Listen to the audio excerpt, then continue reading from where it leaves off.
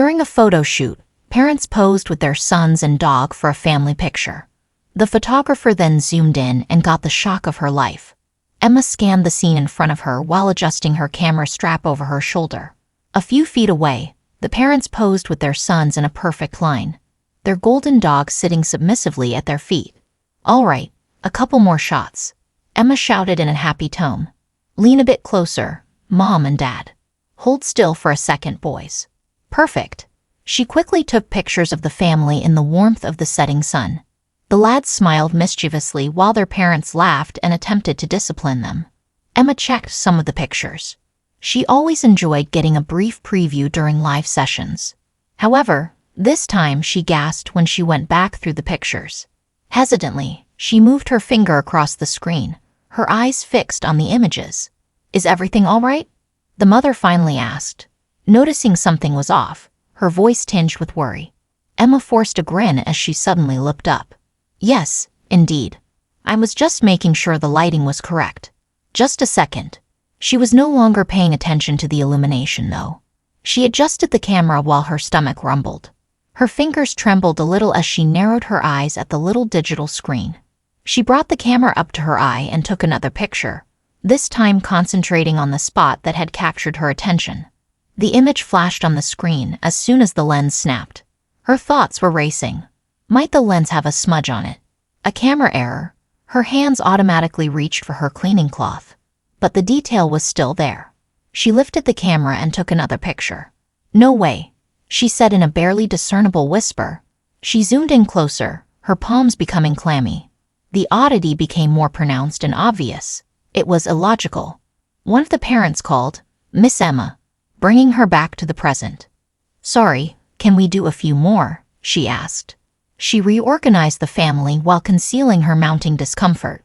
Her actions were robotic this time, her thoughts fixed on the image ingrained in her head.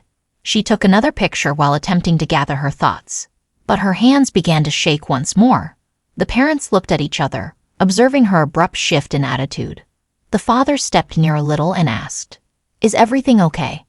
Emma's lips tensed as she faked another grin, but her chest constricted as she took a final look at the picture on her camera. The image took her back 3 years ago. Emma had been pregnant. Like any mother, she had dreamed of the day she would embrace her firstborn.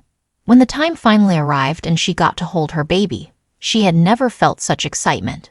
She could clearly recall every detail, even the delicate cry that seemed to contain a world of promise, the weight of her infant in her arms, his small fingers curling around hers.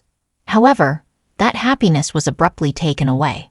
The nurses had taken her son to the nursery for a normal checkup, and Emma had fallen into a light sleep. The nightmare started when she woke up. The hospital was in disarray. Doctors and nurses stood in panicked huddles, avoiding looking at her, murmuring among themselves. When the police showed up, she knew something was seriously wrong. A nurse finally approached her and confessed, her voice shaking, "Your baby. He's nowhere to be found." Emma was shocked and devastated by the words. Her child had been taken. Despite a thorough search, a review of the security footage, and incessant interrogations, her newborn boy was nowhere to be found. Years had passed since then, but the pain never went away. Even though her own heart was broken, Emma threw herself into her work as a photographer, documenting the milestones and happiness of other families. However, she always felt a twinge of longing whenever she saw a child, imagining what her son would have been like at that age. She had no idea what had happened to her son. Little did she know that the thief had been a desperate woman who couldn't conceive. But when she took Emma's son, the baby couldn't stop crying. The woman was alarmed. Hours later, overcome by fear and shame, she left the baby at the entrance of an orphanage. When the baby was discovered, as there was no knowledge of his origins, he was given a new identity and a new life with the family. Emma never knew this. All she knew was that her baby got lost in the hospital. The police had suspected he was stolen, but the case was never resolved. One thing Emma couldn't forget about her baby was the birthmark she had seen on her son's little arm.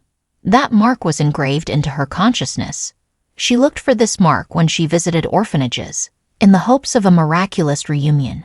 However, after 3 years, hope had begun to fade. Her prospects of finding him were growing slimmer and slimmer. However, A mother's instincts kept her from giving up completely. She carefully examined each family she took pictures of and each child she encountered, searching for a birthmark she didn't think she would ever see again, until today. Emma repositioned her camera and took quick photos of the family. The tension in her chest became excruciating, but she tried to remain professional. However, Emma's thoughts were racing. Could it be, or was she just trying desperately to make a link where none existed? She decided she couldn't leave the moment without answers. With her camera dangling around her neck, Emma walked up to the couple. Her voice faltering, with a tight but kind smile. She said, "Excuse me, this might sound a bit weird, but how old is your youngest?" Mrs. Smith, the mother, cocked her head in interest. She smiled warmly and replied, "He's just 3. Emma felt her heart race faster. This couldn't be a coincidence.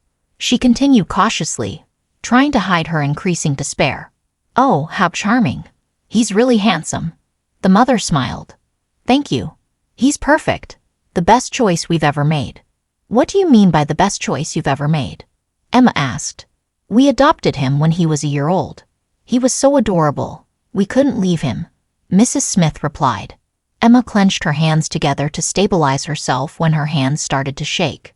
"That's fantastic," she murmured, her voice trembling a little. "Which orphanage, if I may ask?" Mrs. Smith gave a courteous response, though somewhat taken aback.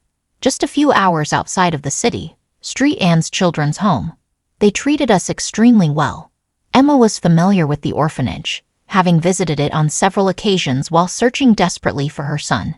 But at the time, there had been no hints that would have led her to him. Emma continued hesitantly, "I hope I'm not overstepping, but your younger son, the birthmark on his hand, I think." Emma inhaled deeply and trembled. She was no longer able to contain herself.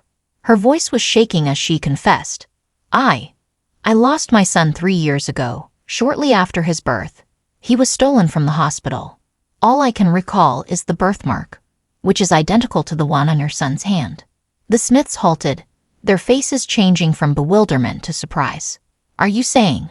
Mr. Smith started, but as Emma's words took hold, his voice faltered. Emma nodded, her eyes full of tears. "I believe he could be my son." The days that followed were filled with feelings and research. Emma spent restless nights mentally reliving the photo shoot while she awaited the results of the DNA tests. What if she was mistaken? Could it be that she was merely holding on to a cruel coincidence? But she was about to get the shock of her life. The DNA results soon came back, and what they revealed silenced all her doubts. It was her son. Despite their initial shock, the Smiths were incredibly compassionate and understanding. With sadness in her voice, Mrs. Smith stated, "We had no idea. We have cherished him as though he were our own. But if you were his mother..." Emma wiped away her tears and shook her head. She remarked, "You've shown him so much love and care. You have my eternal gratitude for that. I don't wish to separate you from him. I simply want to be involved in his life." In a touching reunion that the Smiths had organized, Emma finally held her son again. He looked up at her with interest, and she traced the birthmark on his small hand, overcome with emotion. Gently, Mrs. Smith said, "You're his mother, and he belongs with you. But if you don't mind, we'd love to be a part of his life as well." Emma smiled through her tears and looked at the Smiths. "I'd be honored. He's lucky to have you both." What began as a routine photo shoot ended with a miracle. Emma's search was over, but her journey with her son and the Smiths was just beginning. What a beautiful story. What would you do if you discovered a life-changing truth during a seemingly ordinary moment? Let us know how you would balance your emotions while doing what's best for the child. Thank you for watching this video. See you in the next one.